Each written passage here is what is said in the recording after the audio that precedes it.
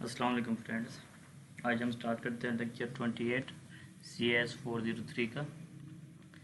इसके पिछले लेक्चर में हम पढ़ चुके हैं कि इंसर्ट वगैरह क्रिएट के बारे में, क्रिएट टेबल कैसे करना था। आज हम पढ़ेंगे इंसर्ट के बारे में कि किसी भी टेबल में कैसे रोज या कॉलम या कोई एट्रीब्यूट इंसर्ट करना हो तो वो कैसे होगा।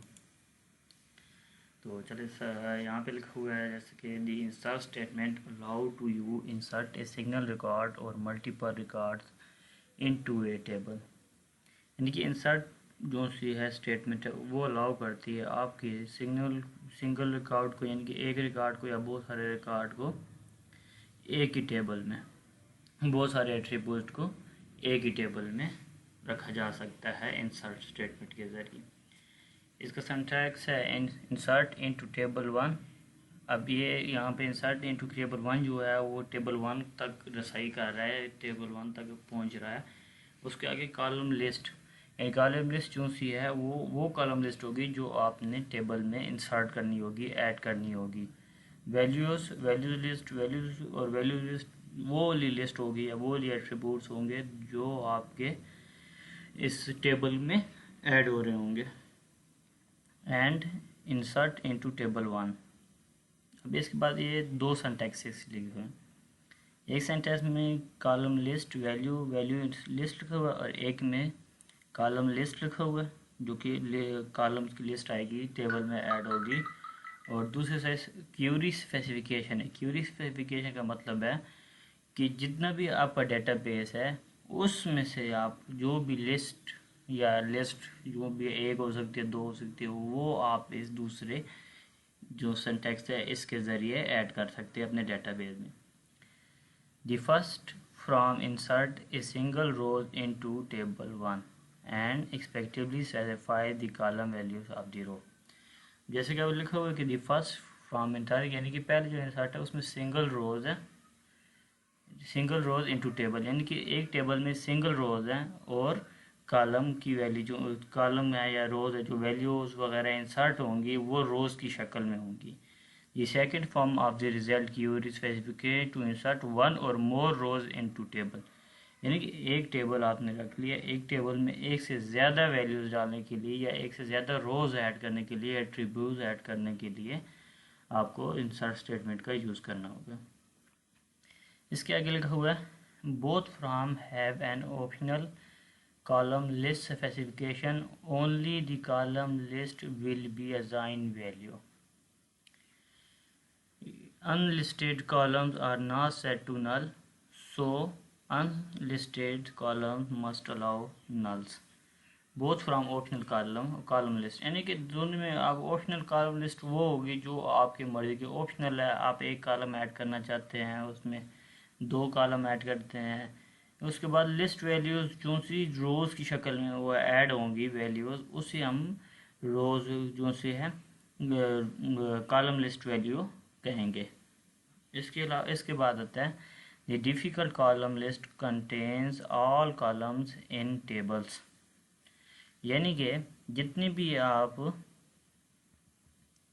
The difficult column list contain, यानी कि जो भी आपने डेटा इंसर्ट करना, difficult column list contains columns in table 1 in order to declare with create table, यानी कि अब आपने एक टेबल रख लिया, उसके अगर इंसर्ट के ज़रिए दूसरा टेबल बना लिया, दूसरे टेबल में आपने रोज़ ऐड कर लिए, उसके आगे मज़ीद उस रोज़ में आपने अगर टेबल क्रिएट करना है तो क्रिएट टेबल की स्टेटमेंट आप यूज़ करेंगे। The value of the classes in the insert statement provide a set of value to place in the columns of a new rows. It has the following general format. अब इसमें ये लिखा हुआ है कि जो वैल्यू आप इंसर्ट करने लगेंगे या जो भी डेटाबेस के अंदर जो भी डेटा आप इंसर्ट करने लगे हैं वो जो है सेम फॉर्मेट का होना चाहिए। Following it has the following general format, यानी जनरल फॉर्मेट का मतलब ये है कि जो उसकी पहले अगर वो स्ट्रिंग में है, फ्लोट में है, करेक्टर में है, जिसमें है उसी टाइप का डाटा आप इंसर्ट करेंगे। अब जैसे कि ये लिखे हुए वैल्यूज़ 1 और वैल्यूज़ 2। अब वैल्यूज़ जो लिस्ट होगी, क्या कहते हैं, इंफॉर्मेशन लिस्ट होगी या डाटा लिस्ट होगी, वो जो है पहले वॉल्यूम 1 में आएगी, वैल्यू 1 के टेबल में आएगी, फिर उसके बाद दोबारा वैल्यू 2 के टेबल में जनरेट होगी। अब यहाँ पे लिखा भी हुआ है value 1 and value 2 are literal values of scalar expression involve literals, यानी कि वो एक्सप्रेशन बाद में कंटेन होगी, पहले कोई भी वैल्यूज नहीं होगी, पहले एक टेबल में वैल्यू जाएगी, उसके बाद दूसरे वैल्यू में जाएगी, दूसरे टेबल में जाएगी, sorry. They can also specify null, लेकिन जब दूसरे टेबल में जो वैल्यू जाएगी उसमें फ़िलहाल कोई भी डाटा नहीं होगा, तो उसमें वो जो भी वैल्यू होगी वो नल होगी, यानी कि ज़ीरो होगी। The value list is in the users must match the explicit or implement column list for insert in degree number of item. Explicit or implicit आपने सी लैंग्वेज में भी पढ़ा होगा कि एक रोज़ के एक फंक्शन है अगर, या एक कॉलम है, एक रोज़ है, उसके अंदर दूसरी रोज़ या कॉलम वगैरह ऐड करना, वो एक्सप्लीमेंट या इम्प्लिसेंट के ज़रिए इंसर्ट होगा। इसी तरह एसक्यूएल में भी अगर कोई डाटा आपने ऊपर रखना होगा या जो कोई डाटा आपने प्राइवेट रखना होगा, अपने लिए रखना होगा, तो एक्सप्लीमेंट या इम्प्लिसेंट के ज़रिए आप रखेंगे। अब यहाँ पे जैसे कि अब यहाँ पे एक एग्जांपल दी गई है, कोर्स है, उसमें कोर्स कोड है, कोर्स नेम है, क्रेडिट्स हैं और नेम है उसका। अब इंसर्ट स्टेटमेंट कैसे यूज़ करेंगे इसके अंदर? अब ये इसकी देखें, ये पहली फॉर्म आ गई इसकी, ये इसकी फर्स्ट फॉर्म है, ये इसकी फर्स्ट फॉर्म है कि इंसर्ट के जरिए हम कैसे वैल्यूज एंटर कर सकते हैं। This is a simple insert statement, we have not use the attribute name because we want to enter values from all the attribute.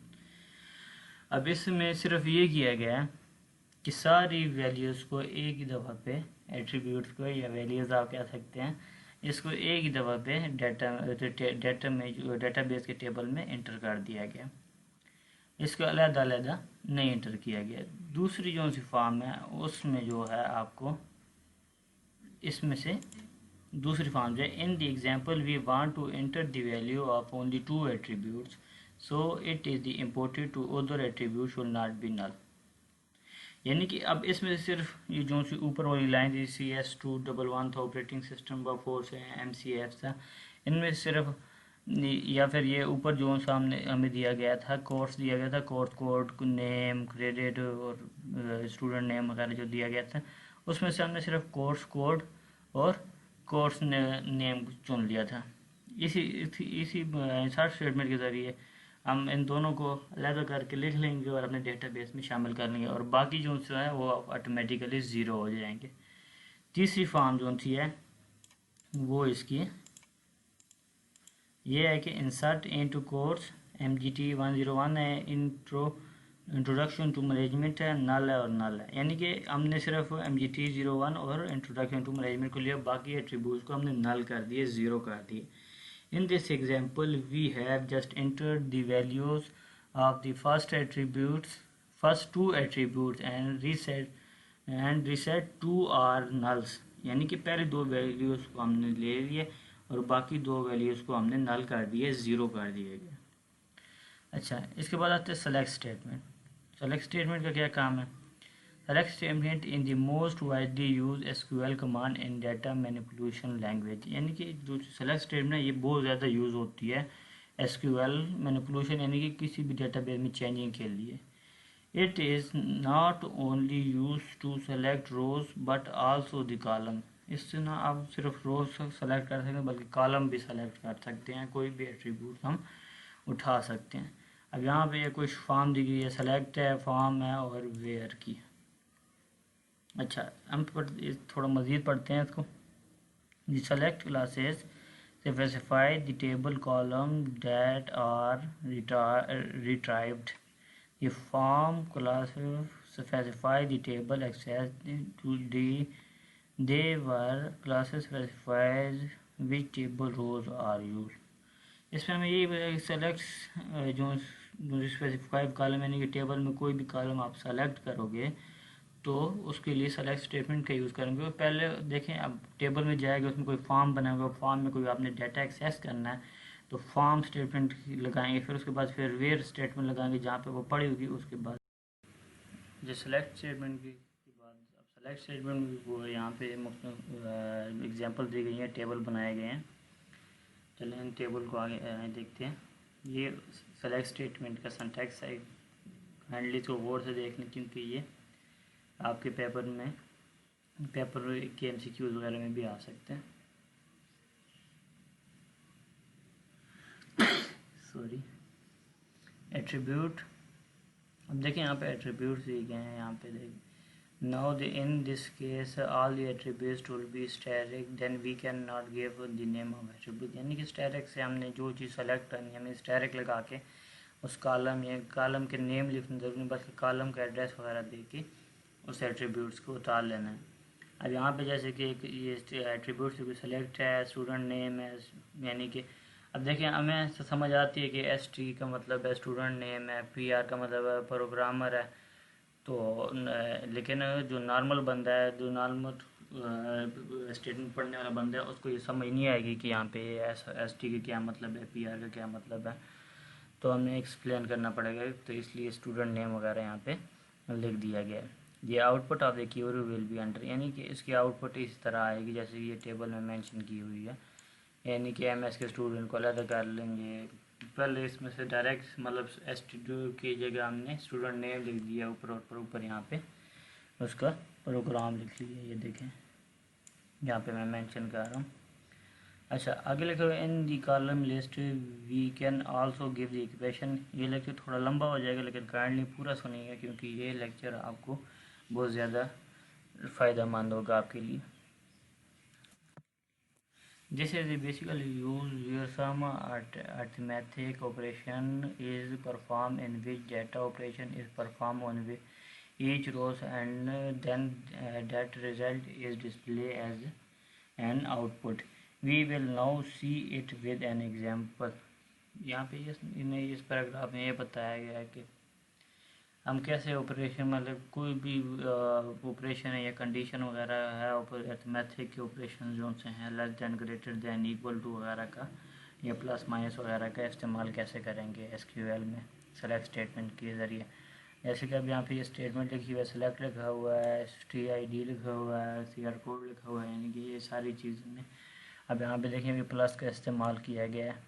Marksheet जो सी है और टोटल नंबर जो सी टर्म में जो एग्ज़ाम है उसको प्लस करके टोटल आउट ऑफ एनरोल, यानी कि कितने बच्चे इस दफ़ा आए हैं और कितने बच्चे गए हैं, ये सारी चीज़ें और उनके मार्क्स वगैरह को यहाँ पे डिवाइड किया गया।